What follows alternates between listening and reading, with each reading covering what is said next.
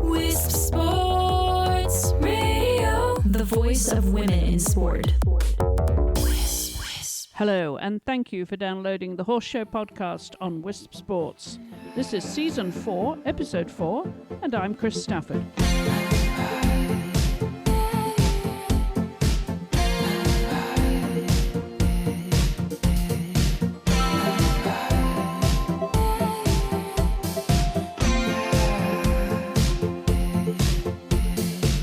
Well, what a weekend of sport it was as the indoor season in Europe concluded with the usual fanfare of the FEI World Cup Finals. Once more, the show returned home to Gothenburg in Sweden for both dressage and jumping, and yet again it generated a thrilling finale. I doubt anyone will be surprised that the doyen of dressage, Germany's Isabell Werth, was crowned champion for the third consecutive year, her fifth, or that the 14-year-old mare Weihegold just keeps getting better when it matters the most. But what's always so exciting, I find, to watch is the sheer brilliance and panache of Isabell's riding. She manages to pull out all the stops when the chips are down because she knows that the margin between her now and the chasing pack is finite. She cannot afford a mistake. And right on her heels, as expected, was Laura Graves and the 17-year-old Verdades, who scored 87.179% for his freestyle. That was just 1.69% behind Isabell. Helen Langehanenberg ensured the Germans would have two places on the podium when she and her 17-year-old stallion Damsey FRH achieved 86.571%. Well, their chef de keep Monica Theodurescu would be well pleased with that result, but probably no more so than Debbie McDonald when she saw the final results with Kasey and Adrienne Lyle finishing in 5th and 7th place respectively. That made 3 riders in the top 7 at a World Cup final, which bodes well for the Americans' Olympic campaign, although there's nothing to be complacent about with the quality of Grand Prix dressage between nations these days constantly improving. And with the Pan Am Games this summer, there will be everything to play for as riders plan their season with an eye on team selection. The US, for one, has a growing band of combinations that will make selections very competitive when the trials come round. So I was interested to hear from Debbie about the World Cup performances and managed to catch up with her just as she got back to the US. Hi, Debbie. Welcome and thank you for joining me.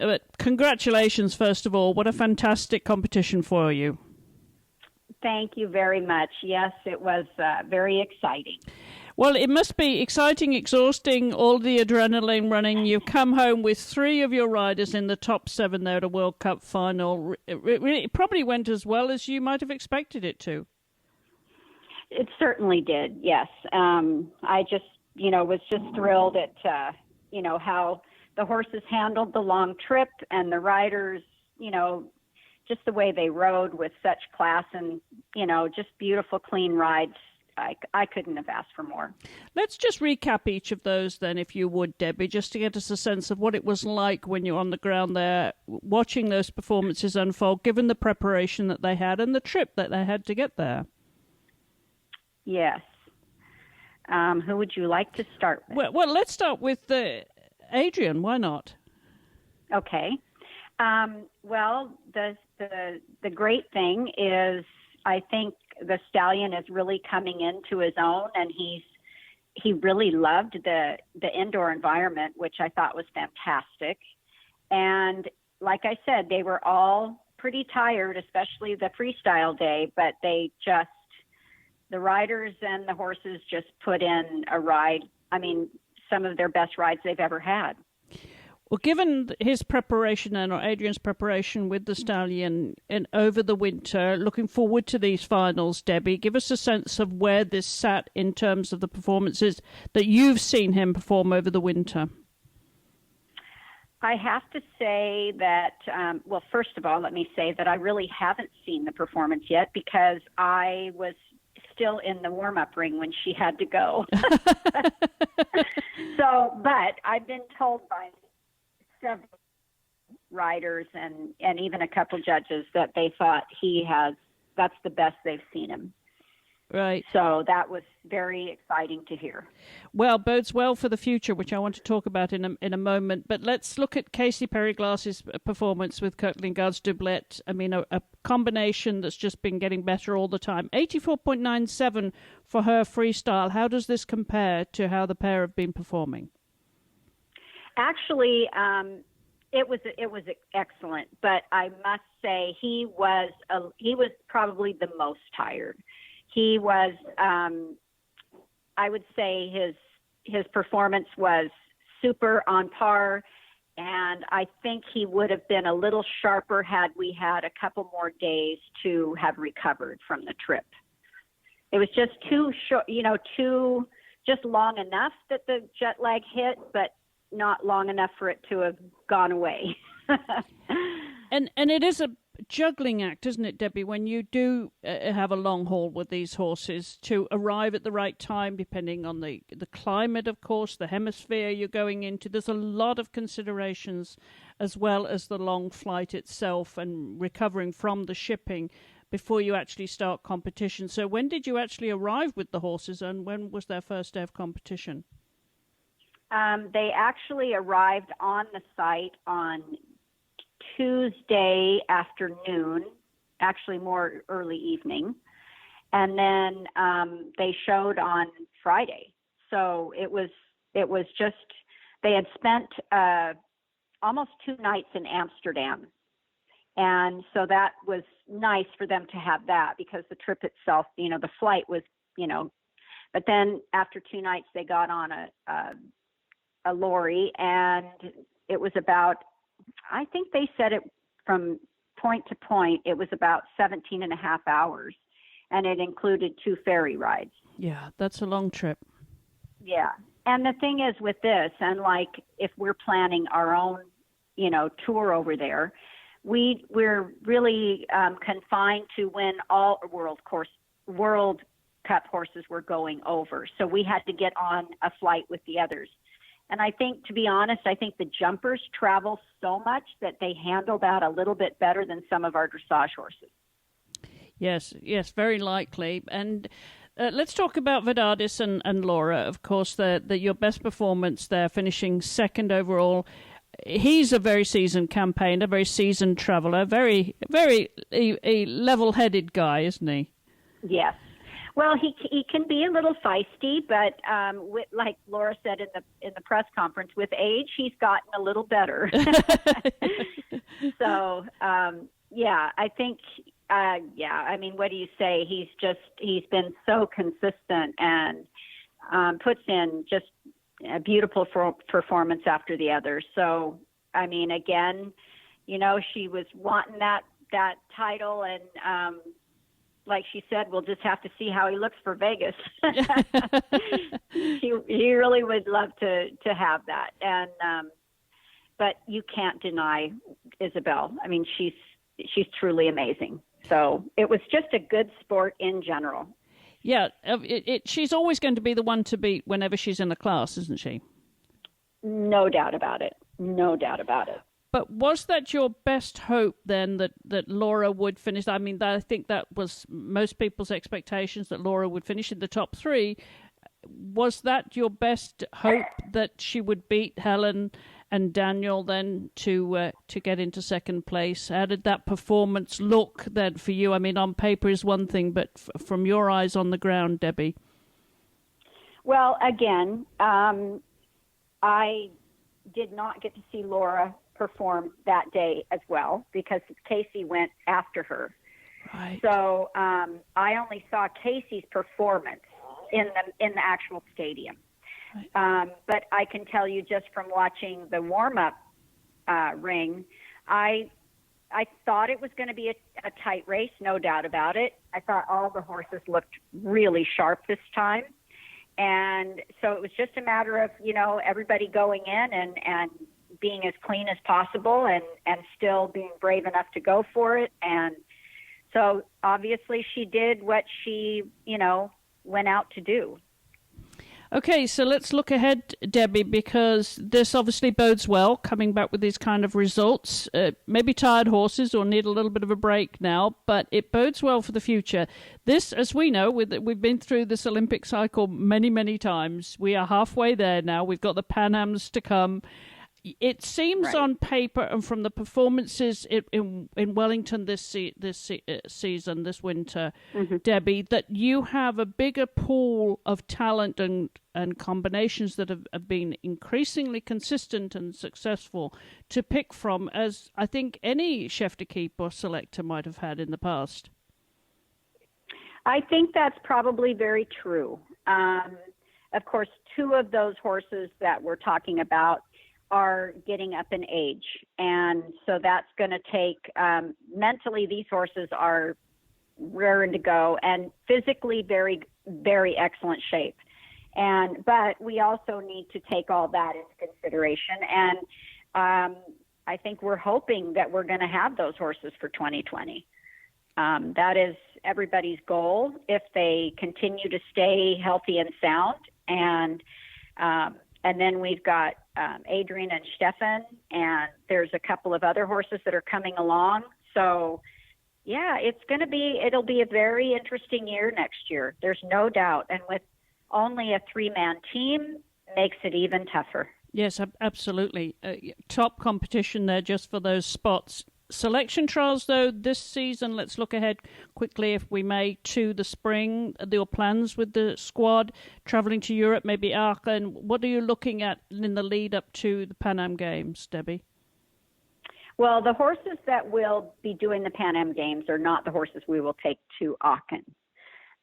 That's going to be another group that's going to be going to the Pan Ams. So that's good. We'll have some, small tour horses and hopefully a couple of Grand Prix horses as well. And so that tour will possibly do something a little bit earlier, like Compiègne, maybe a couple of them will do. We probably will not send the small tour horses to Europe because the funding is just not there. But the 2 Grand Prix horses that we're hoping that will, make it, we would probably, help get to Compiègne, and maybe there'll be another one as well. And then then we'll have the other tour, probably coming in and doing like Ludelange possibly and Aachen, and then going home. And then they'll have a little more break. And then I think everybody's plan is there's a couple of, whether you're on the West Coast or whether you're on the East Coast, you've got Devon and even a Tryon that's you can do in the fall. And in November in California, they have 2 CDIs there, CDIWs actually, I believe. So it gives that chance of being not so cramped in the Florida season, because when you have it and it goes like we had 12 shows, and these horses, went maybe 4 times. But when you think about it, it's about every other week or every 2 weeks that they're in the ring. So it's a lot in a clustered time frame. Yes. Yeah, it's a very, very busy schedule. Yeah. Yeah. And then, like the biggest concern is the Grand Prix Special is going to be the class that matters. It's the medal performance. It's the only class that matters for the medal. Mm-hmm. So I want to make sure that our riders are really, performing the Grand Prix Special at their highest level.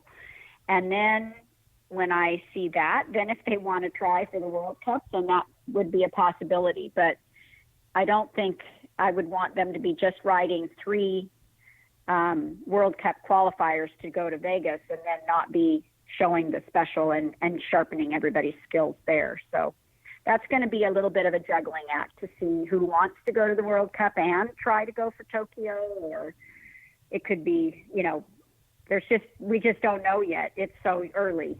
Yes. Well, let's just look at Pan Ams then. What's the schedule for those Pan Am horses, and when do you announce the team, Debbie? The team will be announced at the end of April. It'll be the last qualifier, basically, or show that will count is Del Mar National in California.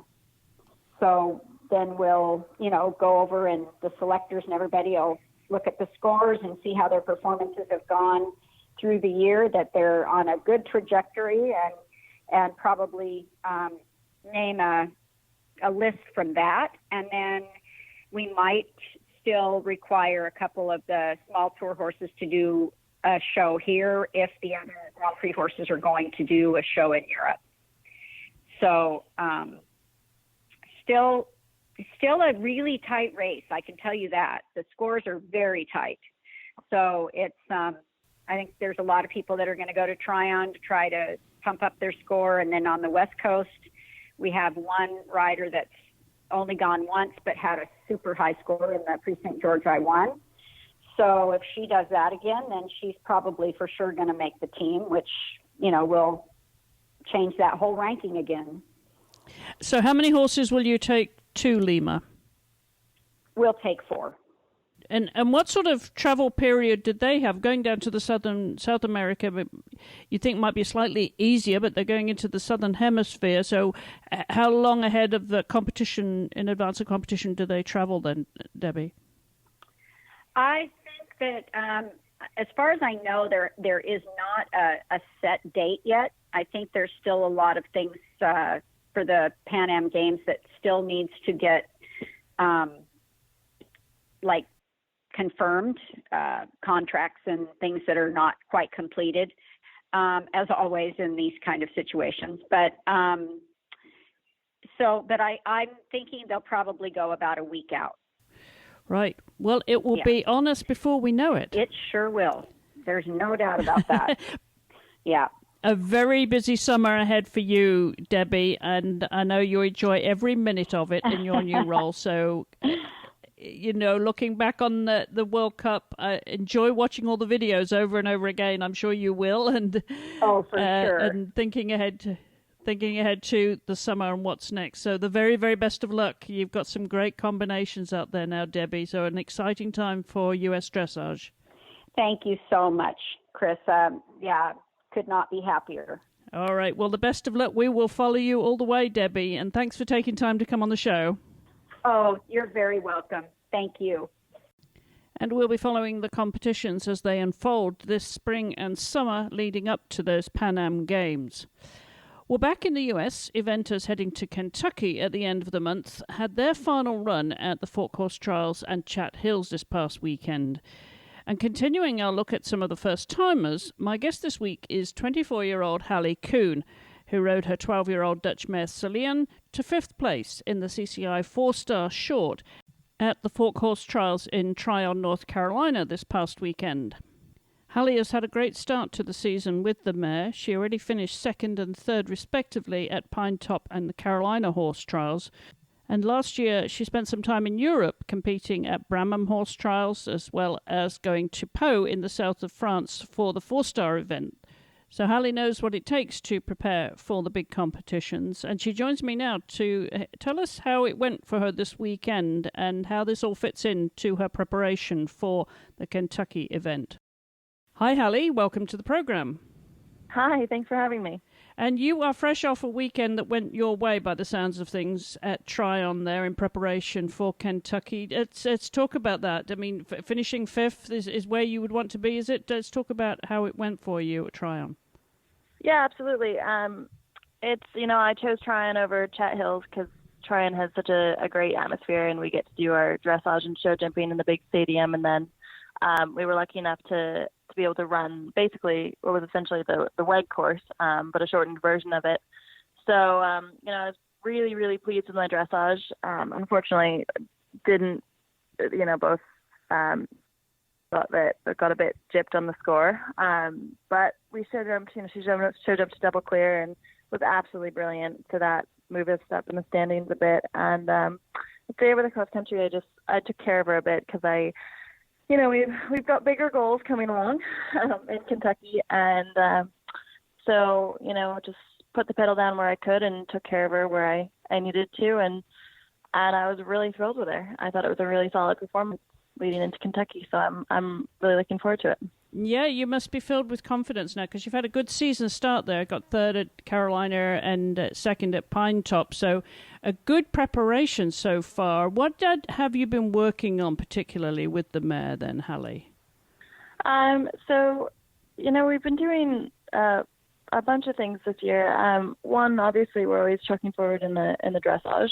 Always looking to up the game there. And I've been working with David O'Connor quite a bit, and he's been a real help in that phase. But the show jumping has been a bit of a problem for the last couple of years, and I've been working with Kirk Webby over here in Ocala, and it's made an unbelievable difference. I mean, she hasn't had a pole all year, and that's quite unheard of for her. So I'm really pleased at how that's coming, and also the fitness, because, the fitness and the show jumping were really our two weaknesses prior to the season. So I'd say, we're really moving in the right direction, and I'm pretty excited about the progress.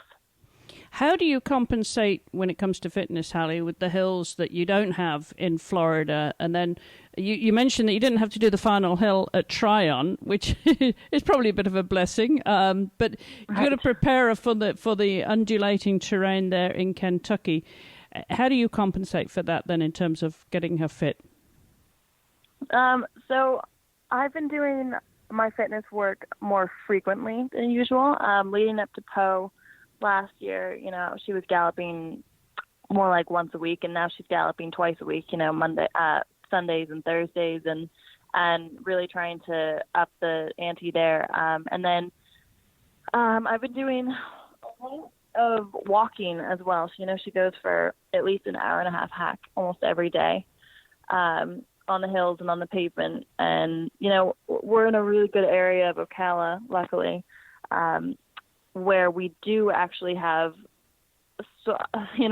I'm slow to call it a hill after being in the UK, but, it's decent, and, you've got to do it a lot of times, but it does give them the uphill pull that they need. So with that and the gallop, and then also, walking the hills on the hack, it's really helped her a lot. She's come on quite a bit. So you'd call it an incline then, knowing Ocala. Exactly. Yep. And in terms of her mental game, Hallie, and the preparation for dressage and going into that big arena in Kentucky, how do you feel about that then? Because you did have obviously the opportunity in Tryon to go in that big arena. It has an atmosphere, even if it wasn't packed with people. It's the exact similar setting, isn't it? That big arena. Right. Oh, it absolutely is. And, you can't really simulate Kentucky's atmosphere, that's for sure. It is so incredibly electric in there on Friday afternoon especially. But the mare's mental game is one thing I really don't worry about. She is the most calm, cool, collected being you will ever come across in your life. It could be, it really doesn't matter whether it's Pine Top or whether it's Friday afternoon at Kentucky. She's the same horse every time she comes out. And that's one of the most absolutely incredible things about her and what makes her so competitive, I think. So I'm lucky in that I don't really have to think about that part with this horse. I'm smiling now, Hallie, because, that's a wonderful situation to be in, especially with a mare and especially going into that kind of atmosphere. Right. No, she is truly a competitor. It's really amazing. That's fantastic. All right. Well, let's talk about where she is now in terms of her preparation for Kentucky compared to the horse that you had before Poe. So yeah, it's been interesting, comparing the two preparations because I didn't have too many resources there. The hill was, or the gallops, I'd say, was, a 45 minute drive from the yard I was at, and I couldn't drive, so I had to depend on whoever took pity on me that day and decided to take me along. So it's really been a lot more in my hands this time, and I've had a lot more guidance, from my coaches and the team coaches and all that. And I'd say I am far more confident going into a 11-minute cross-country course this time than I was last time. And, I know there's a difference. There are hills on this course, and, it's not twisty-turny flat like Poe was. But I would say that the baseline is far better. She came out of post so beautifully. Just she never had any dips in her fitness or health or anything after post. It was a steady line upwards, which doesn't happen often with horses after their first 4-star. So I'm pretty confident in the fact that she's come on quite a bit, and she's really got an engine this year that I haven't felt in the past, which is really exciting. She's making distances between the fences that she would have really struggled with before. So I'm really, really optimistic that she's on a much better path than she was before pro, I'd say. Well, you had a good initiation, really, when it comes to the bigger tracks and those undulating terrains. You did Houghton Hall and Bramham, didn't you, and under 20? Yes, I did. Yeah, so, that's some seriously testing terrain in those tracks. Right. Yeah, no, Houghton was great because it was quite trappy and tight. You couldn't see where the next fence was coming. And then Bramham was so open and rolling, and God, what a tough track that was. But she really prevailed on that track, and I don't think she was quite as fit as she should have been going into it. Now that I know what it is, I would have prepared her a little differently. But clear rounds over both those tracks really set her up well. Yeah, exactly. So talking about the mental game then, you mentioned your confidence level going into what will be your first 5-star, as it will be for most people, a first 5-star track. You feel good about your own mental game now? Do you feel the nerves going into a big competition than Hallie now at this point in your career, or are you able to, as Jimmy Woffer says, make sure the butterflies are flying in formation? Right. It's changed a lot for me over the past couple of years, especially since I've gone to Europe. I used to get quite nervous, but with the experience that I've had now, I've learned a lot about myself in the past year, and I've learned that I actually really flourish under pressure, and the more pressure there is, the better I tend to do, and so I sort of almost crave that, and I'd rather have the weight of the world on my shoulders going into the arena. So, hope that I draw a Friday afternoon spot in Kentucky. It'll be interesting to see. And of course, you'll have been to Kentucky before on your feet. Mm-hmm. Yep, once or twice. Yeah, once or twice, so you know what to expect. But going into it, as a competitor is a whole different game, of course. What are you most looking forward to in terms of the experience? What would you want your takeaway to be from there?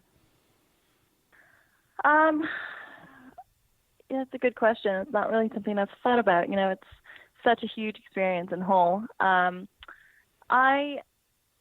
don't know. I think that as a first timer, and given my current level of competition and experience, I think that I would be a little disappointed if I didn't go there and be competitive. A lot of first timers go to complete and to have a good time, and I would love to not just do that, but also, be up there and be able to challenge the leaders. Well, that's a serious statement there. You really mean business then, whether it's your first time or your fifth time, you mean business. Right, exactly. There's a warning to everybody. I've had a lot of experience overseas this past year, and it's really given me a bit of an edge, I think, on my prior performances, and I think that we can absolutely better ourselves from what we've been doing. That's fantastic. So what next now? We just got 2-3 weeks to go. What will you do with the mare between now and then, Hallie? So basically stay on the same track.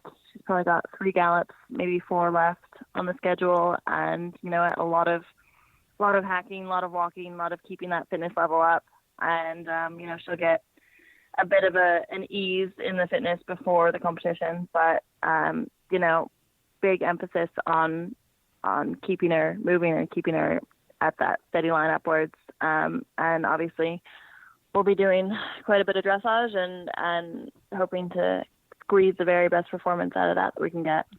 And tell us again who you're working with. You mentioned David O'Connor you're working with, and you get the advice from Eric as well, Eric Devander? Yes. Yep, Eric's a really big help with the shows, mostly. He's such a busy guy. He's not in Ocala as often as I'd like. But yeah, so David helps me on the flat typically, and then Kirk Webby, who's a New Zealand show jumper, has been absolutely excellent in the show jumping. Well, you've got a great team behind you there. Yeah, no kidding. I'm lucky. And when do you go up to Kentucky? I'll probably leave Monday the 22nd. Right. And this must be obviously a big team effort for you as well. Who will be part of your team in Kentucky? I'll have my groom, Perry Sightmass. She was there. Sorry, Tobel. She's married now. She was with me in Poe, and she knows the horse so well. It's such a huge help to have her around. There are very few people that I trust, and she's one that I can actually sit back and just focus on what I need to focus on. So she'll be with me, and obviously my family and my coaches, and it's a real team effort. So I'm thrilled to have all these people behind me. Yeah, you're a very lucky girl. And before you go, I know we're focusing on Kentucky, Hallie, but you've got a tremendous stable of horses right now, and you do like the Cooley horses, don't you? I do, yeah. Richard Sheen has been a real ally of mine, and along with being such an incredible sourcer of horses, it's been an amazing opportunity to be able to work with him. So I've got 4 Cooley horses in my stable at the moment. One, I think the best horse I've ever sat on is my current 3-star horse, Cooley SOS. I honestly couldn't be more excited about him. He's got absolutely everything you could think of, and I just, I go a little cross-eyed when I think about him. I'm so excited. He is just incredible. So hopefully before saleable, either in the summer or in the early autumn. But I think he's going to make a real splash. He's really something special. Awesome. So what's your season plans then beyond Kentucky with the rest of the horses you have on? So it's a bit of a toss-up at the moment because, obviously we've all got Pan Am selections and I don't have too many of my hopes on that at the moment, but, I've applied the mare and the Cooley SOS horse. But beyond that, I think another really good option for the mare would be to go to Aachen. I think it's right up her alley with the atmosphere and the technicality. And so I would absolutely love to do that. And if I did that, I would bring my Cooley SOS over with me and try and contest maybe the Nations Cup it's an ERM now at Mill Street, and Blenheim 8 and 9-year-olds for him. And then I'd love to take the mare back to Poe. So it'll be a very full season, hopefully. Yeah, it certainly will. My goodness, that's a lot to look forward to, and a great stable of horses too. You are very lucky, Hallie. It looks like it's going to be a great year for you. Thank you. Yeah, I'm very excited. Well, thanks for taking the time to come on the show. We look forward to seeing you in Kentucky. We'll catch up there and have a chat and see how it all unfolds for you as the competition plays out. And I look forward to that. We'll see you there then. And good luck. Good luck with the preparation. Wonderful. Thank you so much for having me. Conversations from the world of women's sports. This is Wisp Sports Radio. And we'll be following Hallie's progress throughout the competition, so I hope you'll join me when we'll be coming live from the Land Rover Kentucky 3-day event with news and interviews, and that's going to be on our Facebook Live page. So just look for Wisp Sports on Facebook Live if you are interested in eventing, and follow us throughout the competition there in Kentucky. That's April the 25th through the 28th. And next week on The Horse Show, I'll be talking to another Kentucky first-timer, so I hope you'll join me then. In the meanwhile, you can catch up with the show notes accompanying each episode on the website at wispsports.com and follow us on social media at Wisp Sports. I'm Chris Stafford, and I'll be back next week with another episode of The Horse Show. Until then, thank you for listening and supporting women in sport everywhere.